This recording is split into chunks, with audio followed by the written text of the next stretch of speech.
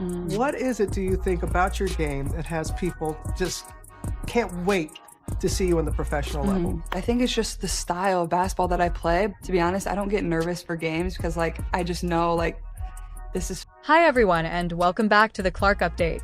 I hope today is going great for you all. If you're a true fan of Caitlin Clark, I have another thrilling and fascinating video for you. You will undoubtedly want to watch this one all the way through. Before we begin, let me know that you are a part of the I adore seeing all of the incredible Clark fans in the comments section. Please join the Clark Update Army by leaving a CC 100% remark below. Let's get right into today's video without wasting any more time. Caitlin Clark took a seat at the podium. Soon after yet another outstanding effort on the court, they were ready for the usual post-game questions. However, an experienced reporter made a remark that completely derailed the plan, and she was initially shocked. It's been a while. Why is everyone still talking about what was said? Join us as we analyze a statement. Caitlin Clark was astounded by a reporter's statement. Media conference after the game at Gainbridge Fieldhouse.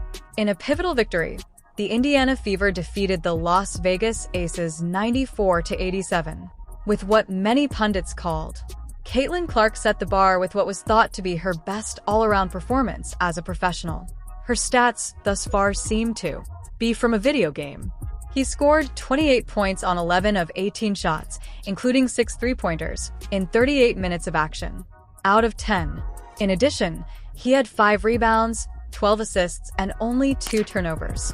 If you value this information, consider liking this video and subscribing to the channel. Surprisingly, almost 90% of viewers haven't. Have you already subscribed? It's free and just takes a moment, but it means a lot to us. Fantastic. I sincerely appreciate your support. Let's go back to the video. With a few weeks left in the regular season, reporters jotted down notes, cameras clicked, and Clark answered questions as Indiana advanced to the postseason. As the press room buzzed with excitement, she delivered her usual calm assurance and ferocious zeal.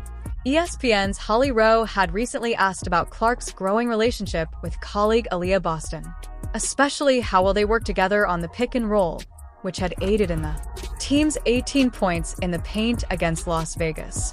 Clark grinned and said, "The trust between us is really growing. Because Aaliyah was patient with me while I adjusted to the time, it felt like we were reading each other's minds tonight." Level. She saw Stephen A. Smith sitting in the front row at that point. During the entire 15 minutes press conference, he had been surprisingly quiet. This is unusual for someone who controls sports talk shows with his enormous personality and loud, passionate ideas on First Take. Stephen A. Clark persuaded the well-known commentator to go forward. He has spent his long career covering everything from Michael Jordan to LeBron James. What shocking question did Stephen pose? Let's look at the unexpected question. Smith cautiously stood up, setting away his big personality and dramatic gestures that had established him as one of sports journalism's most well-known personalities. As he began speaking, his look was more somber than usual, almost reflective. The mood of the room was... It no longer felt like a standard post-game interview because of his calm, steady voice. There was more going on here, he told Caitlin. "I've been doing this work for almost 30 years. Thousands of sportsmen from every major sport have communicated with. I have interviewed athletes and legends that no one can remember. I have seen teams at the bottom and champions. I have witnessed both rookies who astounded everyone and veterans who failed to live up to expectations. I've been considering this since I began paying close attention to you this season, and I have a question for you." The reporters stopped typing in the middle of a sentence, and camera operators leaned in. The room fell silent. At the back of the room, even the Fever's media reps, who were getting ready to end the session, froze. Smith continued, "I've built my entire career on being honest, even when that means being critical. It is a part of who I am. I don't hold back when I think an athlete isn't giving their best effort. I'm not sorry for having high expectations, but given how you've handled pressure this season..." He paused and massaged his face. "Expectations and the transition from college to the professionals have forced me to reflect. It was quite emotional in an unperformance-like way. "There's something I ought to have stated long ago." He said, "This is my question.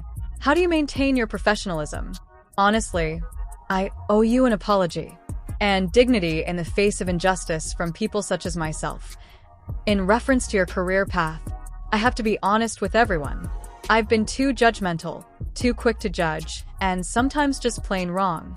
Here, even you have proven many of us wrong, and you are deserving of much more than what has been said, especially what I've mentioned."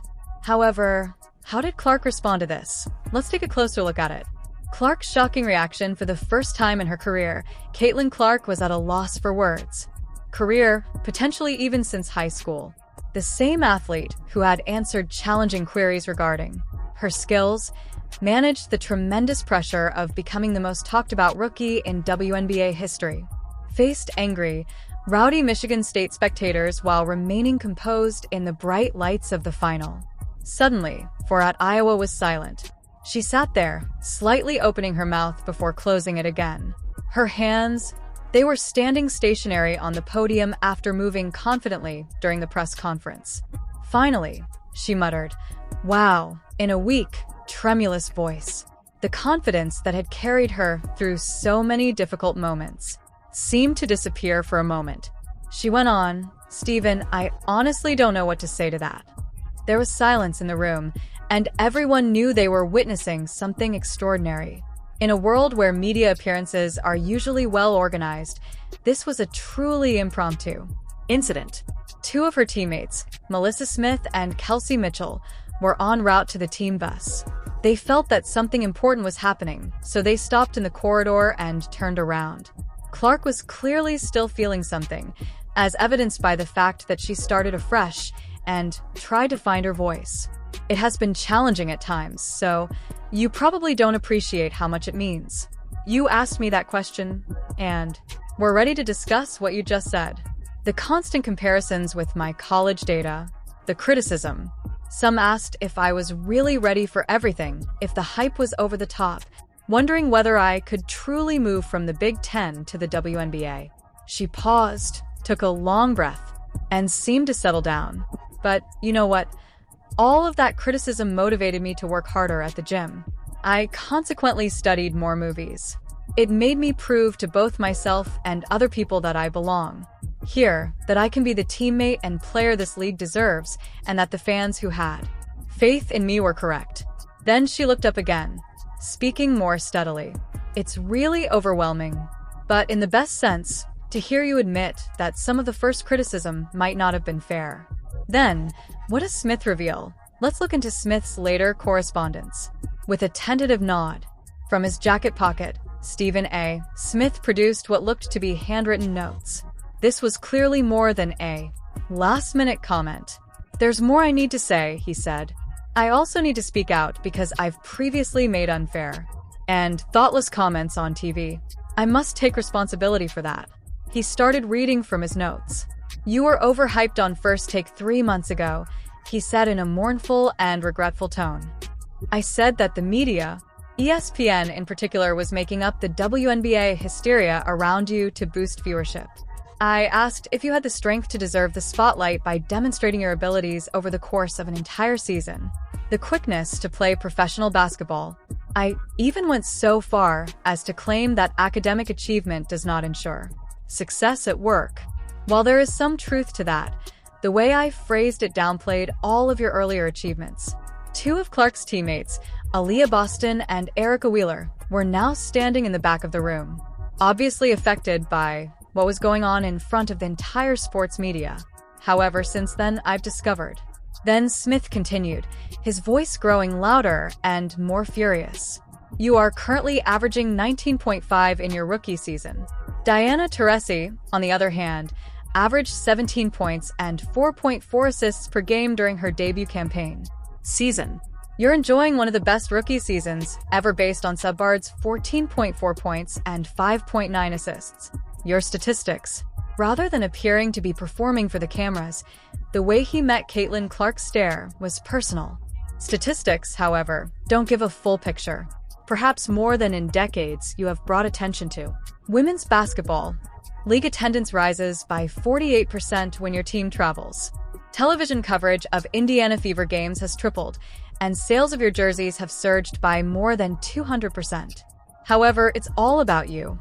Not only the money and the media, how you lead, how you handle pressure, how you acknowledge your colleagues, and how you've made everyone around you better. Smith's voice became emotional. Caitlin, I was wrong about you. I was wrong to suggest that you weren't deserving of the attention and to believe that you weren't prepared. I assessed you using outdated criteria since I was unable to see what was in front of me. You're changing the game of women's basketball, not just being a superb novice.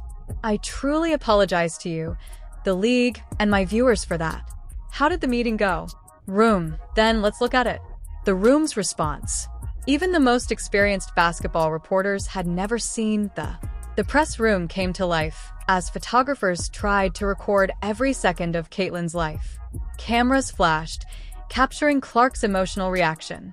As soon as they understood they were watching a historic event, other journalists began scribbling and recording. It was clear that Holly Rowe, a respectable ESPN reporter who was struck by the several touching incidents she has covered in her career. She kept writing notes while wiping away tears. Adrian Wojnarowski, who is known for his composure, shed tears, realizing that this was an extremely important occasion. Reporting on significant NBA news, pulled out his phone and began filming. Attending the event as a special, Sue Bird, an ESPN pundit, stood up and started cheering. Her move encouraged others to do the same. The ESPN crew arrived first, followed by other media and even a few Indiana Fever staff members who had gathered to observe this unanticipated occurrence. Fever teammate Aaliyah Boston came over to the podium and gently touched Clark's shoulder. A subdued, yet powerful show of solidarity as Clark stood in front of multiple cameras and reporters. The gesture seemed to help her center herself as she was still trying to digest everything. Then she spoke. She remarked to Stephen A., "You don't have to apologize to me. We should be challenged by sports." Her voice had become more calm. Media. Holding athletes accountable and posing difficult questions are supposed to be tough. What matters is your readiness to reevaluate when new knowledge changes your viewpoint. Important to me. Honesty and genuine strength are necessary for it. She looked around the room and faced the reporter's stares. During her challenging professional debut, she received public criticism from several of them. Afterward, and to be honest, that criticism was helpful to me since it motivated me to work harder to show myself that I belong. Here, that I can succeed and compete at this level, that I can handle the move from college to the professional ranks, and possibly even master it, instead of merely to reporters or fans. After that, the subject of discussion shifted. Adrian Wojnarowski, who had been watching and shooting in silence, raised his hand and asked a thoughtful question. Referring back to Stephen A.'s statement that we should reconsider how we report events, how do you believe the media has? Since you joined the league, has it altered its strategy for women's basketball? And what do you hope will occur? He asked Caitlin.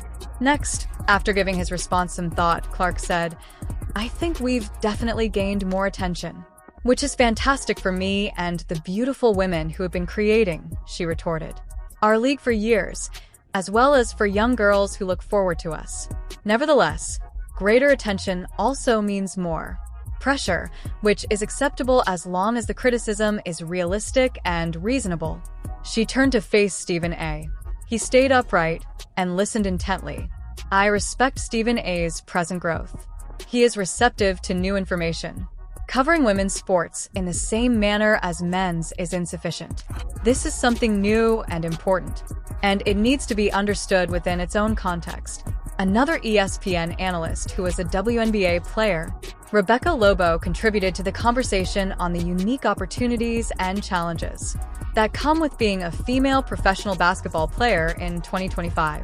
"You talked about using criticism as inspiration. Caitlin, could you go into more detail about how you've managed the pressure of being the face of what many are referring to be the new age of the WNBA? Clark smiled slightly. Her confidence had fully returned.